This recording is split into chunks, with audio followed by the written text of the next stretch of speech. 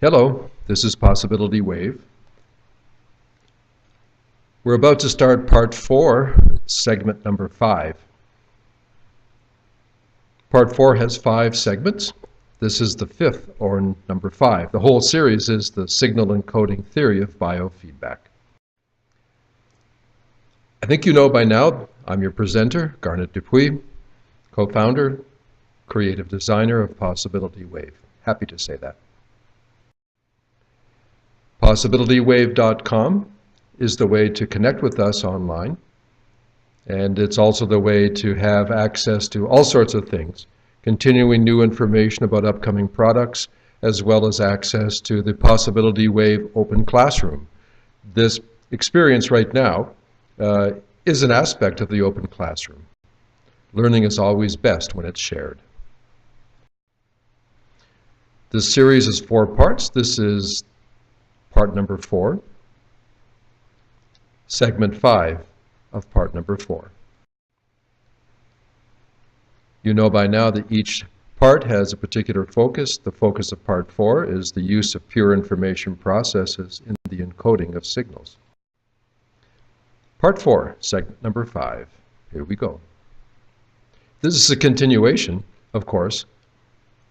Part 4 had a good look at assigned symbols and pure information processes. If you haven't experienced earlier parts of the whole process, or maybe not even segments in part 4, I really encourage you. I know it's a big chunk of time. Do it when you can. Experience any element of it that you want, but it is designed and presented as an unfolding process. Hey, what about radionics? Anytime anybody is exploring what I'm calling pure information encoding processes, it just makes sense to look at this whole phenomena, generally still called radionics. Remember here, what we're doing is we're looking at many examples of many different processes and traditions and technologies with a certain task in mind, that we're doing our best to recognize the common principles, what it is that is important about any one of these examples. So let's not get lost in the variations. Let's try to focus on the constants. Radionics. I have to say, it's just another expression. In that sense, it's not unique. The underlying principles can be identified, can be located and appreciated, inasmuch as the expression can vary. Even within radionics, there are a lot of variations, but most certainly the underlying principles are there. So I don't think of it as unique. It has a kind of category separation, but in terms of principles, I don't see anything much unique. There are a lot of the principles that can be identified from many other expressions and traditions. I think the thing mostly is just the timing of its emergence and the cultural context in which it developed. And I mean, that's true of anything. I mean, look at the way we looked at Tantra and different aspects of Vajrayana Buddhism. Repeatedly because of my experience, my angle.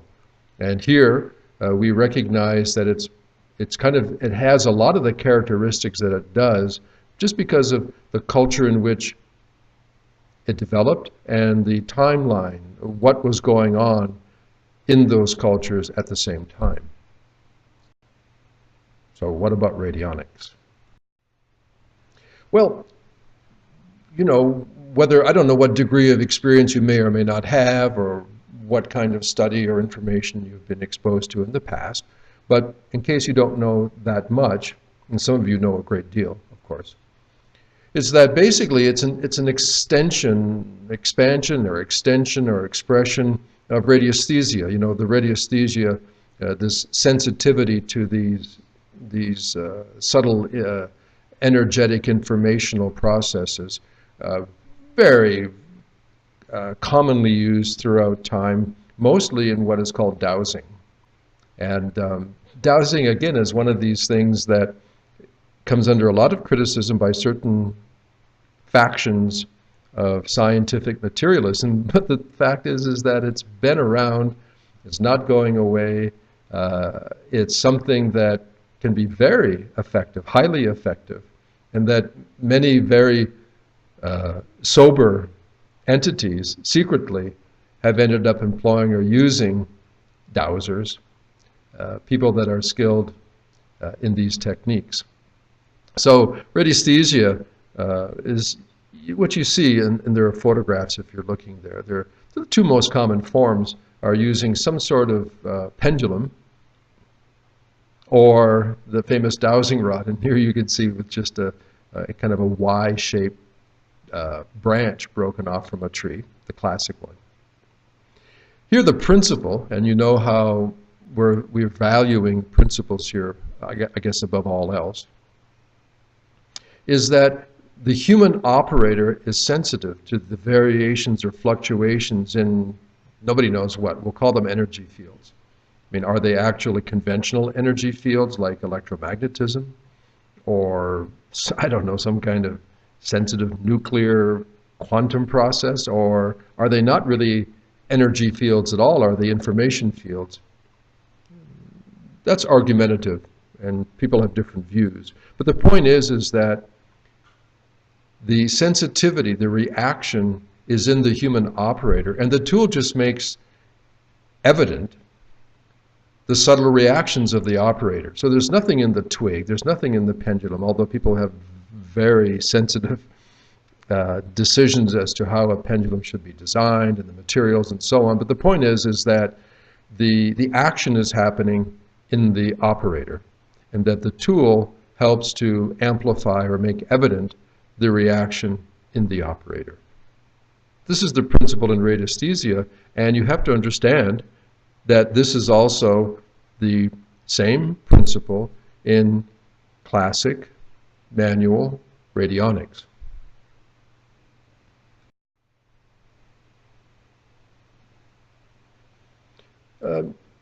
In the early forms, certainly the traditional forms, the operator worked directly with the subject or the environment. So for example, if they were trying to find water in which to drill a well, the operator would walk around the field, usually with his stick or something. However, the whole practice in radiesthesia and dowsing evolved in a way, frankly, very consistent with everything that we've been noting so far. So it's not something totally weird. It's not weird at all. It seems to be more of the same. The appreciation, the evolution was that they could employ or incorporate symbols that could be, I don't know if the word is substitute, but could also be used in terms of the field of exploration. So, okay, let's take that example that I just used about trying to find water to drill a well in a large field. The person walks around the field. I mean, the field, the one out there, not the information field, the alfalfa field. Also, if they had a drawing, a map of the same area, in this case, probably more with a pendulum than the dowsing rod, the operator would use the map of that. So they would not use the alfalfa field, they would use the information field. And with high levels of success, depending on the talent and experience of the operator, they'd find it. In this previous segment number 4, this is number 5, in segment number 4, I did work to introduce what I'll call the fact that 3D space and this thing that we call place, the place in the space, the location, is in fact a state of mind.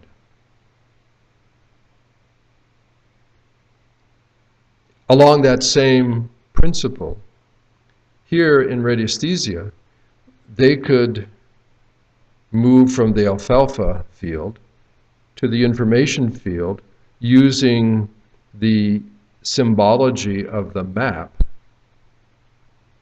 and arrive at the same end goal. The operator could still have sensitive reactions in their body as a result of the information interaction. And those reactions in the body would cause the perturbations, the patterns, the responses in their tool, whether it's a rod or something similar to a rod or some kind of pendulum. So this extension or incorporation of symbols into radiesthesia really created the next logical step that allowed for the new expression that was called and still is called in some cases radionics. It made the radionics possible. Up in the right-hand corner, you'll notice an image where you see all these different cards, these different symbols of things, or states, or events. Let's continue. Essentially, if you want to kind of conceptualize down into like a more explicit definition, you could think of radionics as utilizing what could be called psychoactivated symbology. Now, I like the term. It's an intriguing term. However, it's nothing new to what has been expressed and presented to you from all the way from the very beginning, actually, of this entire series, beginning with part 1, the boundaries of belief, part 2, compassionate communication, part 3, maybe a little bit less, because there we're focusing with conventional energy processes, the applied energy and electromagnetism and mechanical vibration, but certainly part 4 here. So radionics utilizes psychoactivated symbology. Nothing new under the sun. I would say, to repeat myself, what's new is the form of expression here, the attempt to incorporate more technical designs, machines, and the cultural environment and languaging and concept of the time. Radionics, psychoactivated symbology. These devices were all manually, and because they're still used in many places, manually operated devices. And just like the pendulum and the dowsing rod, as a tool, and certainly a far more sophisticated tool, the radionics device was still allowing a more evident recognition of the sensitive reactions in the body of the operator.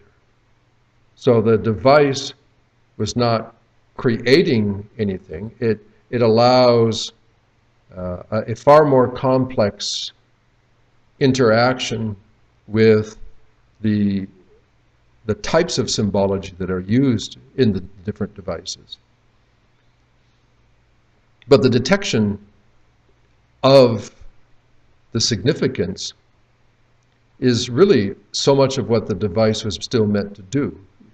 And one of the very most popular, and still is, in this class of devices is what's called the stick pad. And I remember the first time I saw them, this is a long time ago, decades ago. It was fascinating because the operator would be going through all these different settings, what they call rates, these different symbols of association.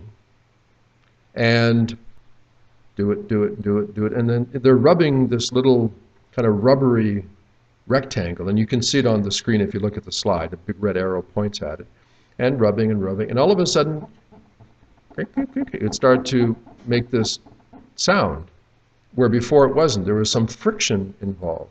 And the supposition is that because of the reaction in the operator, there was some triggering in the autonomic nervous system and the sympathetics that are in control of perspiration processes, and there was probably an increase in the mechanical friction due to a change in the very subtle perspiration changes in the fingertip, mediated by the autonomics and the sympathetic because of the sensitive reaction of the operator. I mean, that's what makes sense to me. That's what happens. So this principle of psychoactivated symbology seems to be, at a sort of a higher level of technicality, but really the principle is still the very same, that the operator is using not the real alfalfa field, they're using the information field, that there are all of these assigned symbols. Remember, natural symbols, assigned symbols, so certain rates equal certain events or organs or tissues or whatever. And that as they move through this range of applied symbology, the introduction of consciousness is that psychoactivated term here. Let's continue. The main point, and I'm sure you've identified it by now because I've said it a few times, that in traditional manual radiesthesia and radionics, the main point is that the operator is the instrument. The instrument, the device, it's an extension, it's an augmentation. It introduces the ability to recognize as well as the ability to introduce certain symbols, assigned symbols. And I think, as you well know, following the same collection of principles, is that the subject involved, so there's an operator, there's a device, there's a process, there's a subject, that the subject would be there and the subject would be holding something, usually a metal cylinder that had a wire connecting it to the device, but also the principle of a witness evolved, where they could have some spit, usually put it on the paper used to roll a cigarette, right? They take it and say, lick it, and you have that. They would hold that, or a drop of blood on a blotter paper, or some hair, any aspect of the body, like fingernails, whatever, or the signature of the person's name. All of this is well discussed in the previous segment, and the one before that too, but the previous segment especially, assigned symbols or natural symbols. And that is introduced into the circuitry of the device. And even the issue of circuitry is kind of a very touchy subject amongst materialists, because some of these had energy sources. A lot of them are called cold energy, meaning they weren't plugged into anything. There were no batteries. Some did have, some didn't have. Anyway, what you can see is that the radionics thing, as an extension of the radiesthesia thing, carries the principles that are found in so many forms of expression involving pure information coding. What is evident when you consider it all is that when you understand this, that the operator is the instrument and so on, that there are some people that are far better suited to operate traditional manual radionics devices than others. One of the considerations is that if the person is particularly sensitized, if they're an energy sensitive, we'll call them, and they're the operator, all of this interaction is occurring in their own organism. And for some people, simply put, the operator can get sick. They're in the midstream, you could say, of far too many complex, challenging events. That's not really on the side, but that's a comment to consider in these traditional forms. And especially if the operator tends to, what I would say, to try to own the experience. That's like pouring glue over your energy systems in your mind so that all kinds of stuff sticks to it that you really don't want to stick. Radionic mistakes. Because radionics is controversial in certain cultures and countries. I think that radionics made two important mistakes. Let's talk about those. I think the first thing is that the early claims coming out of radionics were such that they meaning the innovators, the designers, the practitioners, would oftentimes make claims that the radionics process was comparable to physical and chemical medicine. Remember, and I'll talk about this in another few slides, but that the development of radionics was, launched in the 1920s and 1930s. And at this time, a good deal of physical chemical medicine was really in its infancy and also emerging. The chemicals at the time were really, really harsh, and surgery was extremely dangerous, and even anesthesia was not well controlled. So what I'll call physical chemical medicine was working to establish itself. This is before it synthesized pharmaceuticals and all of this. And for radionics came in at a time, in the US, for example, osteopathy and chiropractic were also coming out, so-called drugless forms. And this got the fur up of the medical community. That's the first mistake. Radionics making claims that it acted comparably with physical chemical medicine. It got everything into trouble. Second thing was that radionics was making claims that there were certain kind of energy rays, and even the name, radio gives a hint as to the concept, that they were, trying to understand and promote, how does this stuff work? Because there were claims of, the molecular basis in chemical medicine, and physical medicine was primarily still surgical. You could pretty much get the idea. Well, what's the idea about radionics? Well, the energy rays were involved in the mechanism. So here we have what I think are two important mistakes that really crippled radionics, at least in the USA. Because radionics, although there are two very famous early developers in the US, was also emerging in the UK and then spread rather rapidly throughout Europe. And although I don't have the information, purportedly also in the USSR, this is pre-USSR, this is the 20s and 30s, but we'll say Russia. More about the mistakes. In the US, the two earliest radionic practitioners, pioneers, they really took positions that created a direct conflict with the new medical establishment. Albert Abrams and Ruth Drown, one a doctor and the other a doctor of chiropractic in DC. It's a fascinating history, and the Abrams techniques, they started off with him kind of not rubbing stick pads, but actually rubbing and touching the bellies of the subjects. That sympathetic reaction was not through the device stick pad, but associated with it. Really, once you explore all of these principles, going back and looking at these pioneers and how they were working with these principles and how they tried to develop them, it's really intriguing. And in any case, Abrams and Drown, in the history of things in the 20s and 30s, they were extremely creative, inventive,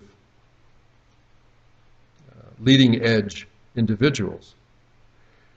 Their mistake is they kept on, making this claim of equivalence. and that it was equal to, and that the information was the same as, and the effects could be the same as. And this really ended up being a big, big problem. Not only were Abrams and Drown kind of professionally persecuted, they ended up having really very negative legal problems, especially Drown. And as a consequence, the medical community pushed the whole issue forward to the level where it was considered fraudulent and it became illegal in the US. Now, there are a number of other countries, Western industrialized countries, where radionics is not illegal. Within certain use parameters, you're going to find it, flourishing openly and well within Canada and England and Germany. I'm originally from Canada, and my first direct encounters with different forms of radionics and practitioners, one of them a medical doctor, the other a naturopath, that was all in Toronto. And I saw the earlier forms, which were really exotic, almost like Jules Verne type wooden cabinets with these dials and knobs and stick pads, and then others that were considered very leading edge, where there were different cards being inserted in and out in a device that looked a great deal more modern, more cubic. But anyway, radionics, in my simple opinion, painted itself into a very negative corner in the US because of the problems in claim.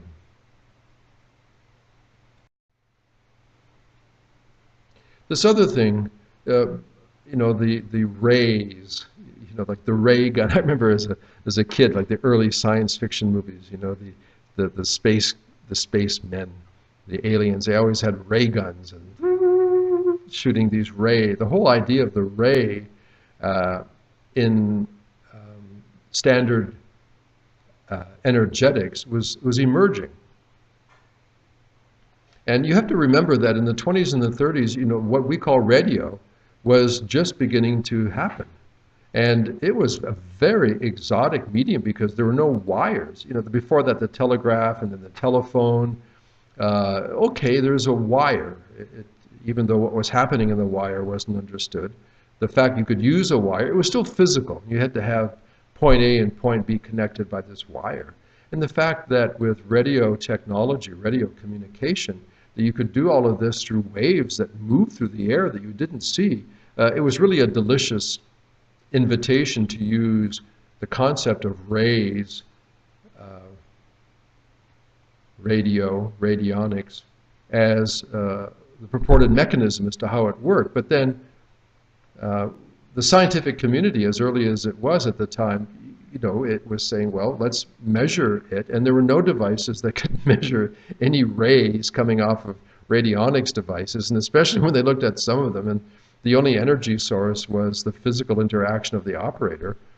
That really created a technical dead end for radionics. So having run full and hard into the face of medical resistance and claims of fraudulence and the outcome of an illegal status, combined with that there was no evidence of an energy technology that compared in any way to radios, really squashed the development and the usage of radionics as we've come to understand it, the traditional manual radionics.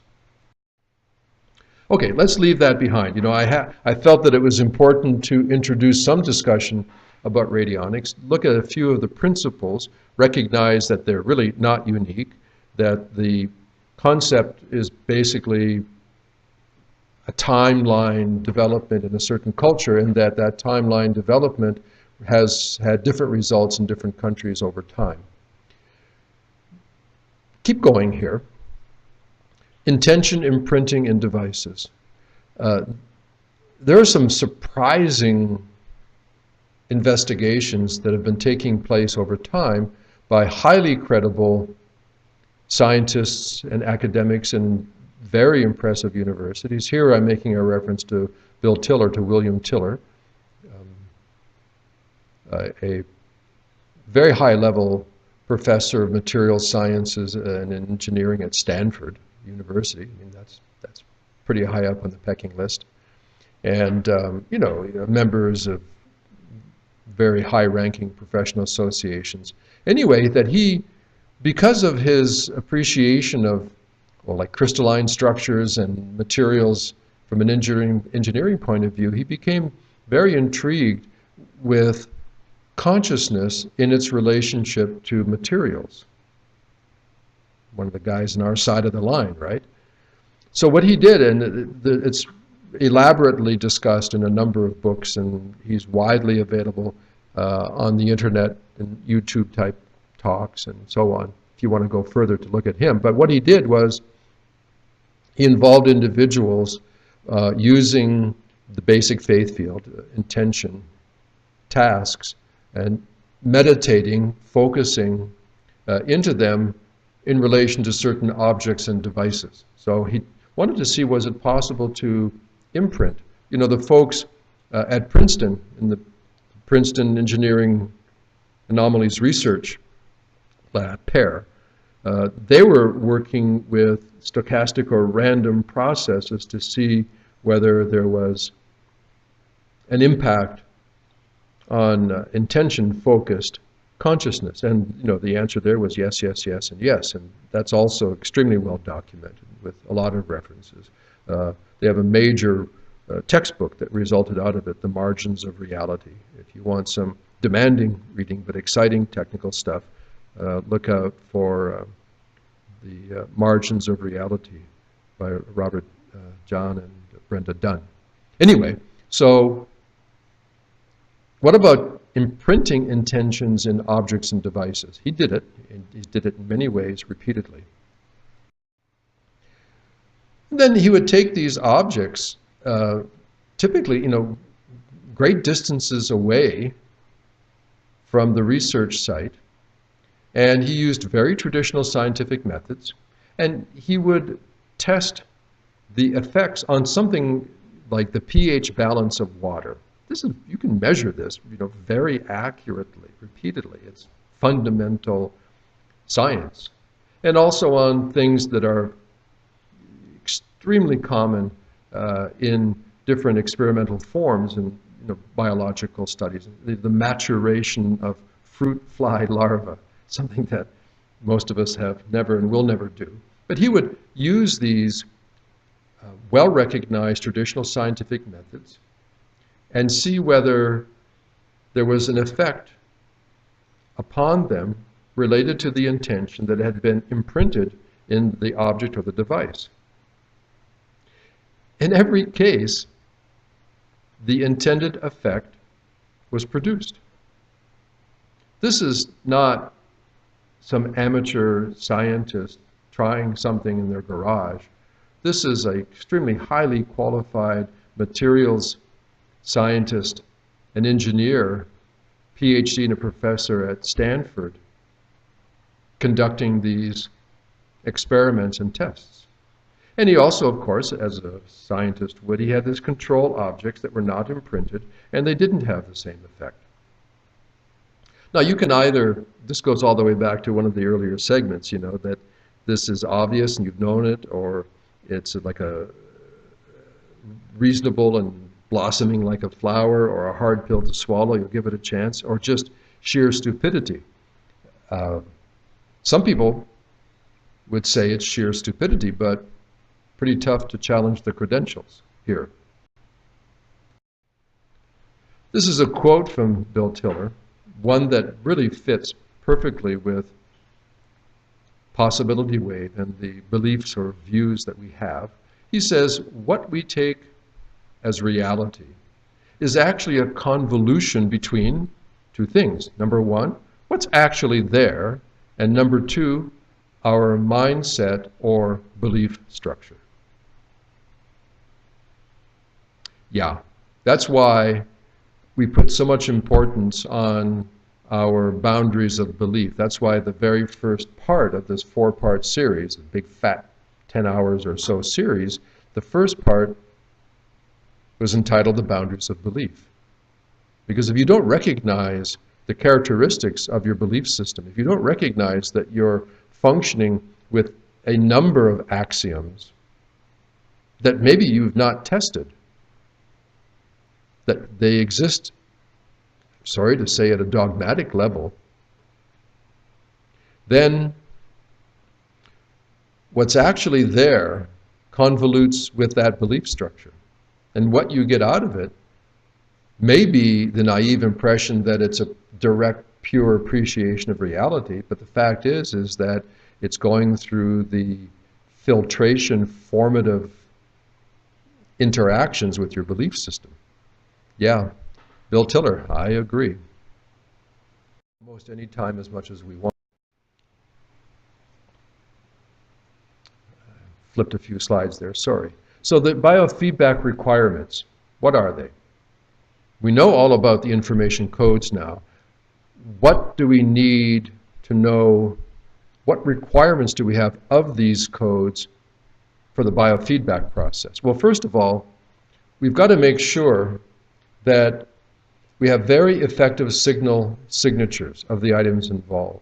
We have to make sure, to the best of our ability, that the processes that we used, 1, 2, 3 or more, or combinations, that they've ended up producing effective signal signatures, that the information codes are as clean as they can be, that the identification, encoding, and storage process, the algorithmic applications, the encryptions, are as good as we can do. That's number one.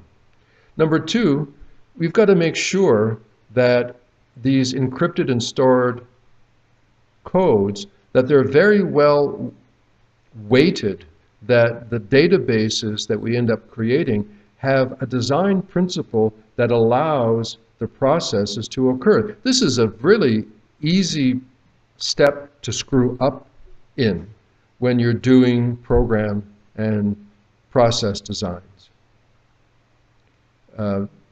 Not mixing apples and oranges, not creating designs that are so lopsided that the subtle incremental information processes are not able to be well evidenced, that you can't see the forest for the trees, that the design is so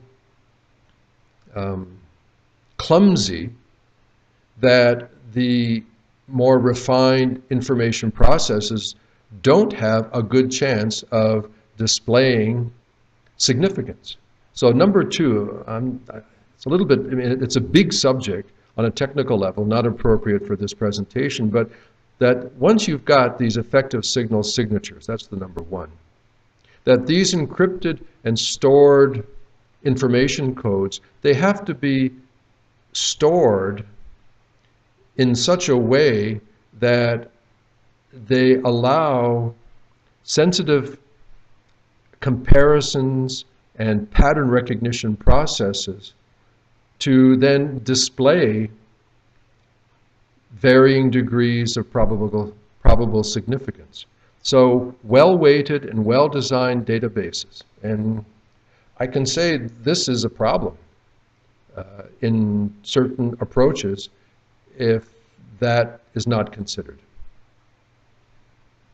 No criticisms intended. Number three, you also have to have the design in such a way that these information codes are essentially instantly, it's not instant, but nearly instantly available, extremely rapid availability, because you can draw them in and out of different processes, things involved with assessments and analyses. So the design element, the overall process development, has to allow you to have extremely rapid availability of these information codes in all of their nested domains, all the various types of databases, and how the databases are meant to relate to each other. In the possibility wave programs, in the information coded biofeedback programs, for example, the very first, Adapt Wellness, there is an inherent logic to how these relationships can take place. That you just don't, I don't know, if you're baking a cake or building a treehouse, you know, there there are certain stages, certain things that should come before the other. And if they don't, or if one thing is not logically linked to the next, then your cake may end up being closer to scrambled eggs, because you might be having all the right components of the process, but the components don't have any logical relationship with each other. That's nasty. So that's number 3. And then number 4 is that you have to be able to convert these information codes into a wide variety of signals. So that means, going all the way back, even the encoding process has to anticipate that. You have to apply algorithms that formulate collections of data, that data can then be drawn into next stage processes that will allow those information codes to be converted into whatever form of stimulation or reinforcement that you can choose. So these are the requirements in biofeedback processes. When you take information codes, however and whatever, and you decide that you want to use them in these looping processes. These are the 4 requirements. Each one has to be satisfied, and if any one of the 4 is weak, then the effectiveness of the overall process is going to diminish. Requirements review for an information code itself, conscious participation, access to the information, what I'm calling the basic faith field, and a certain methodology, the design and technology. The slide just before is a different way of considering in more detail these 4 basic requirements when you're considering information codes in relation to biofeedback.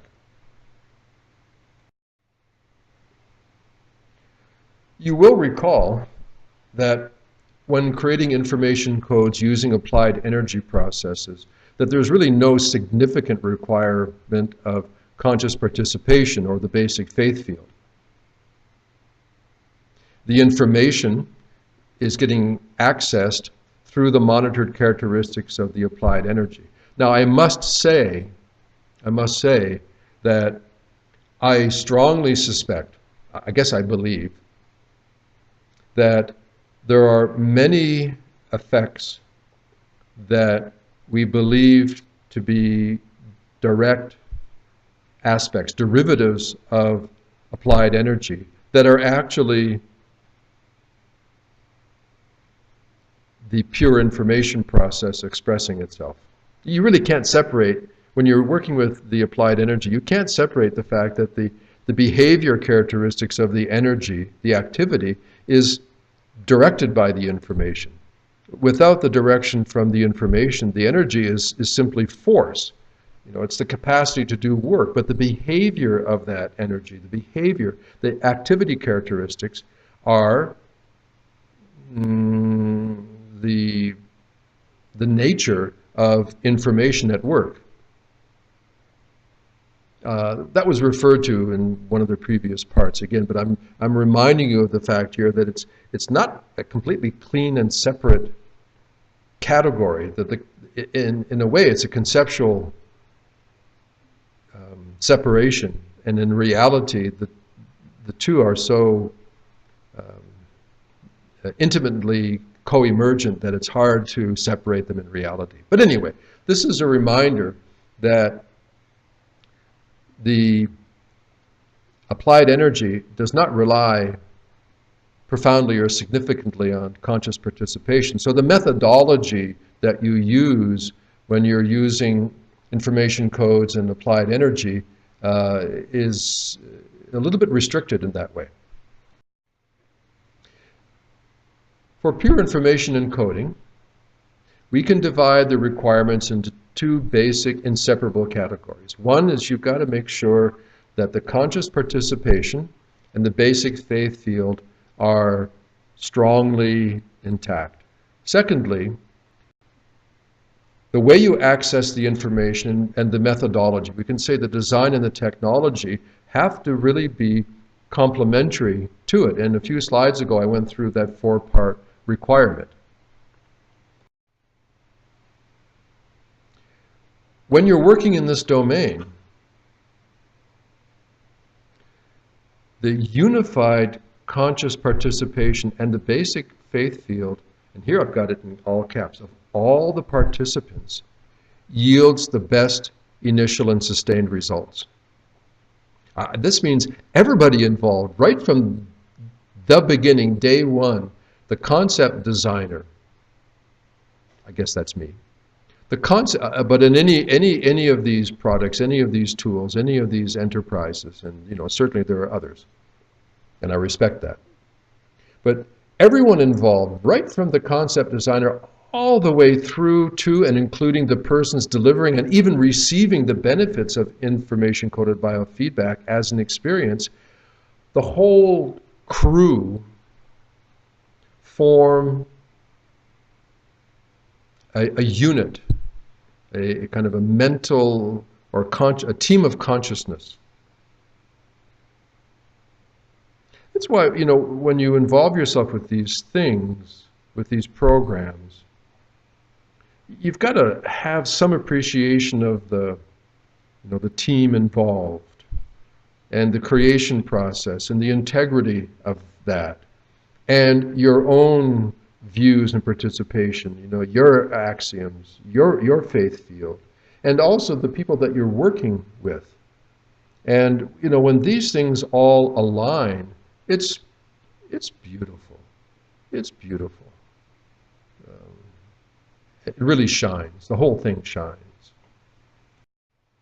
So this fact, it's one of the very main reasons why Possibility Wave puts so much effort into the learning that surrounds information coded biofeedback. This is why we've created in Possibility Wave this division, this department called the Open Classroom. It's why right now I'm sitting here and doing this, and hopefully why you're sitting wherever you are and listening and reading this.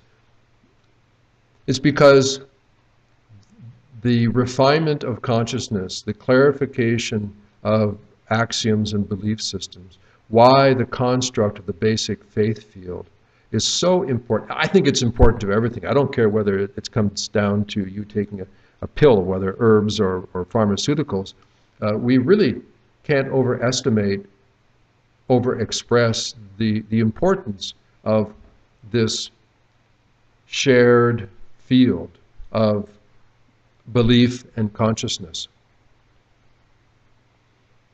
I'm very, very appreciative and excited about the various information coded biofeedback tools that will be coming out of Possibility Wave. I don't know, I can say equally excited and respectful and appreciative of the Open Classroom. It just seems to be one thing.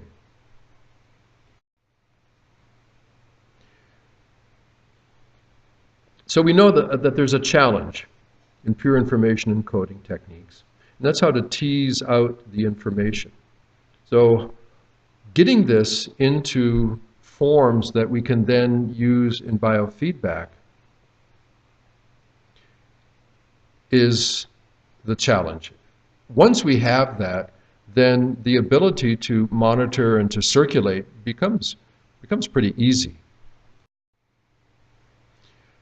We're at a good phase right now in contemporary research, because so much of the contemporary research utilizing the ever-evolving types and strength of our technologies is really supporting and reinforcing, it's confirming so many of the principles that have been utilized since ancient time. And that the functioning principle that consciousness combined with the basic faith field, that this acts as an effector on physical processes, is, for a great number of people, it's beyond doubt. Now, if you happen to be still, what I would say, unfortunately stuck in the scientific materialistic view, these confirmations are not going to be welcomed by you. They run contrary to this claim that reality is the sole expression of direct physical causes.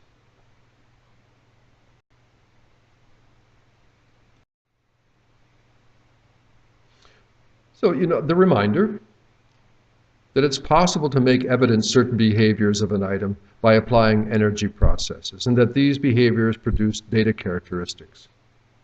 Okay. The trick here is to have these specific algorithms filtering the data and making it into useful information.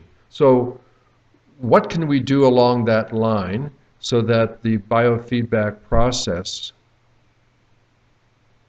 in a pure information encoding, because that's what this whole part number 4 is about, pure information processes in developing information code so that we can use them in biofeedback. Okay, here's one of the ways. Here's one of the ways. How can you get an information code useful in biofeedback by using a pure information process? Remembering that the definition of the pure information process is that there's no primary usage of applied energy, that you're working with consciousness and the basic faith field. There's this thing called stochastic. You've come across it before, earlier in this big presentation. A stochastic process can be used to tease information out of an item in a pure information encoding process. So we're not using applied energy. We're setting up processes that let us tease, extract, express information out of an item. And stochastic processes, if you know how to use them and design them, when properly designed, they're really highly sensitive to consciousness in the basic faith field. It really works well. Stochastic, what's that? Okay, absolutely. The title of the slide is just random. Absolutely, the most common confusion surrounding stochastic processes involves the issue of randomness. If you try to go to a dictionary, like what's stochastic? The primary thing you're going to see is some reference to randomness. And this is the unfortunate and, I have to be honest to say, kind of ignorant criticism against the use of stochastic processes in biofeedback. I think it's just like a game. And certainly you can make it a real dumb game. You can design processes that are what I call like magic number processes, where the process is so ultrally simplistic and lacks all of the appropriate design principles that it kind of is useless, I have to say. Stochastic. Yeah, it involves randomness, but that's just one factor. There's a whole design principle, how you create your sets of possible data, what kinds of algorithms, one or more, that you use as a filtration translation process. In science, industry, economics, these stochastic processes are used all the time. Anytime you encounter a circumstance or a condition and you need to investigate it, but there are just way too many variables. There's no way to create a simple, linear, deterministic calculation. What you do is you shift away from trying to get a hard, simple answer, and you move into an acceptance of working with degrees of probability. When you hear a weather report and they say it's 60% chance of rain, it's because they're using stochastic processes. They're working with indeterministic.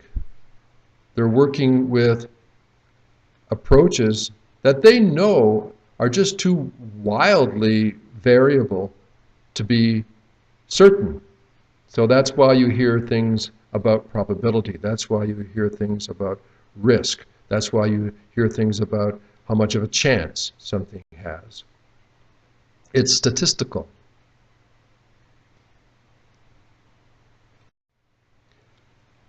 Consequently, the common use of stochastic, you could say, is like this. You create a design,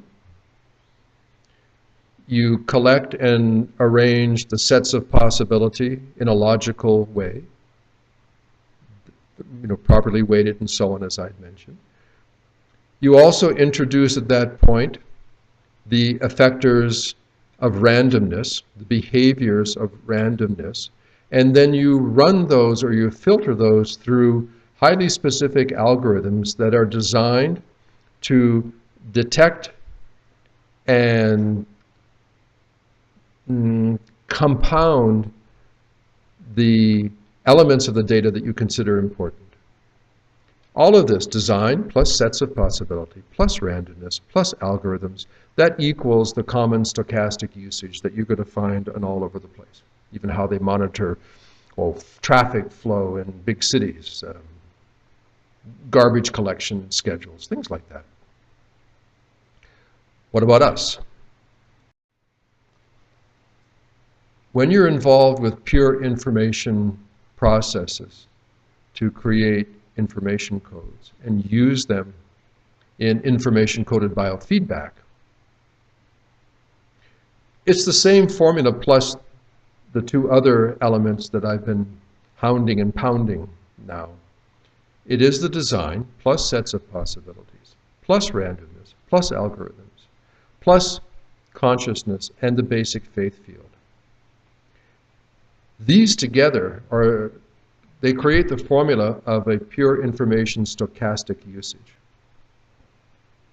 And to echo back to something that I said a little earlier, which I don't know clear or not, if you don't have the correct design principles in place, the effects of consciousness and the basic faith field are not going to be evident in your findings. That is a problem, because then what you end up kind of having to do is believe or interpret the findings that you're getting as being veritable. And there's a very high likelihood that they're not.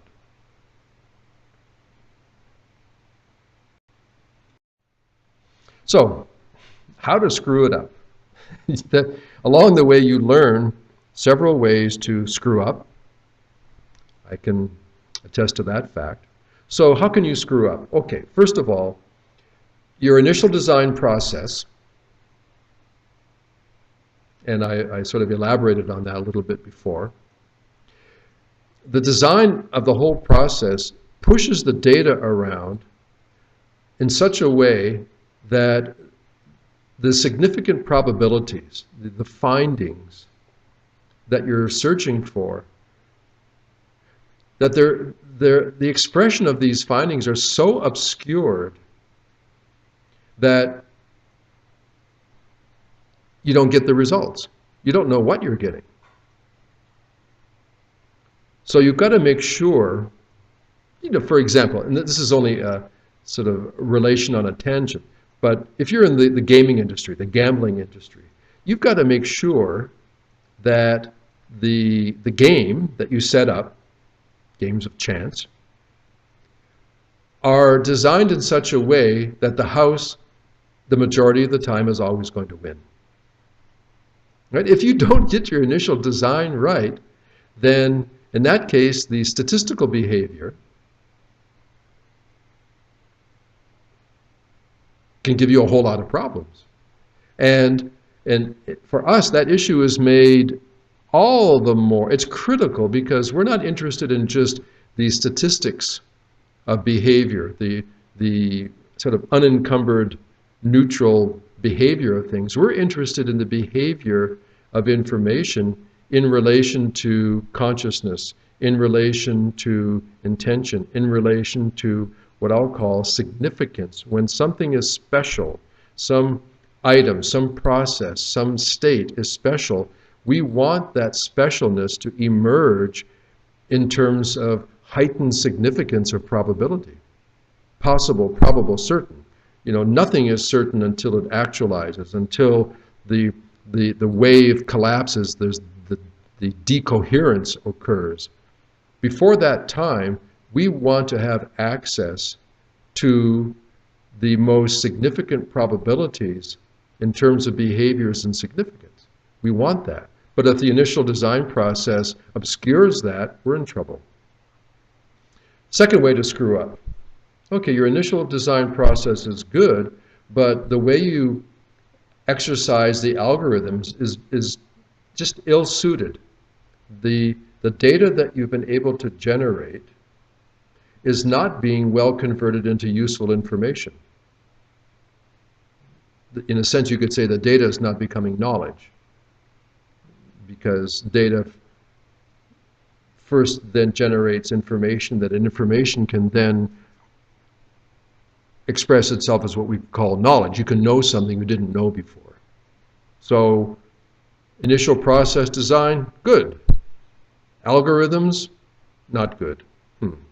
The third way to screw up in this domain of pure information processes to create information codes that we can then use in biofeedback is that the basic faith field is just too weak. Or even more dangerously, it's strong enough, but it's polluted with a lot of inappropriate beliefs, attitudes, motivations.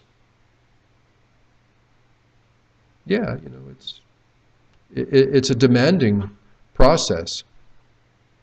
It's, in a sense, maybe quite simple, but simple doesn't necessarily mean easy.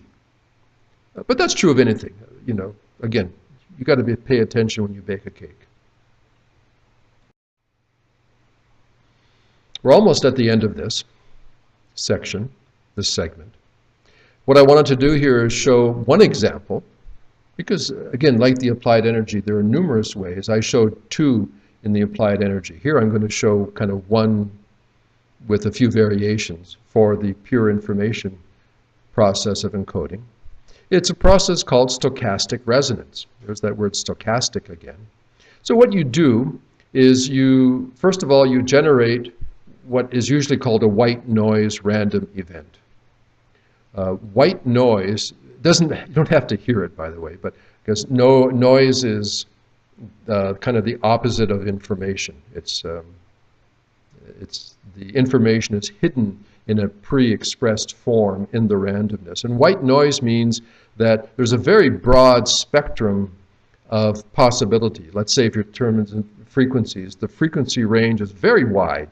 If you're talking about actual physical noise, like a white noise generator you might use to like sleep at night or something, you know, the different sounds, the frequencies, the tones, the notes, there's a very wide spectrum. So they call that white noise. Like in color, white light has all the colors. So white noise has all the frequencies. Okay, so you generate a white noise event. And then what you do is you introduce an item into that event. So first of all, you run the event without, and then you run the event again, having introduced the item into the generation process of the white noise. And there you have it. You have your algorithms watching for changes in behavior of the white noise. The difference that makes a difference. As Bateson would say, the news of change. It's a way of teasing out information. Because the white noise, the random white noise, has such a broad range of inherently possible frequencies, when you introduce an item in this resonance process, interference occurs. The interference is being caused by the item. And this interference is going to cause certain frequencies to get amplified. You know, some of them, like boom, they get really pronounced, while other ones It's like they almost go away. You say, well, that's odd, because as we've monitored the simple or the basic white noise signal signatures, it's kind of like this. And then when we introduce the item, it's kind of like that. So the result of the interference produces data. And then you use the algorithms to convert that data into information signatures of the item. That's using stochastic resonance as an approach or a pure information process that's going to generate an information code that we can use in biofeedback. You can refine this with the same principle, and you can apply what's not called white noise, called brown noise or pink noise. What does that mean? You restrict the range of the frequencies in the random noise. So the brown noise is, you just want more of the lower frequencies, or the pink noise, you want just more of the higher frequencies. You can, the names are just kind of, expressions of a principle. You don't have to call it anything. You can even call it by the numbers of the frequencies. I want it between, 7,000 and 8,000 or something. And if you apply these restricted parameters to the random event in the noise generation, then when you put in the item, what it does is it creates a far more narrow code. And in a way, you can get the codes to be more and more specific depending on how you restrict the initial randomness. And there are different ways of overlapping those and kind of finessing it out as you go along. So that's an example of a stochastic process. There are a number of different ways of using stochastic processes. They have to be properly designed, and be careful with those mistakes. But what you can end up with is a veritable, highly effective information code, and then putting it into the circularity of the biofeedback process ends up being pretty good. So this presentation is not designed to explain how you incorporate it in all the biofeedback processes. It's just that this is how you can create the codes and use them in biofeedback processes and be confident when you do. Well, guess what? This concludes part 4. There were 5 segments in part 4 of the signal encoding theory and biofeedback. The whole series has 4 parts, and I'm not really quite sure because I'll have to add it up, but I think it's probably around about, I don't know, must be pretty close to 10 hours of presentation. I really thank you if you've experienced these and spent the time and the energy to pay attention. This is Garnet Dupuis, and we will stay in touch. Thanks very much.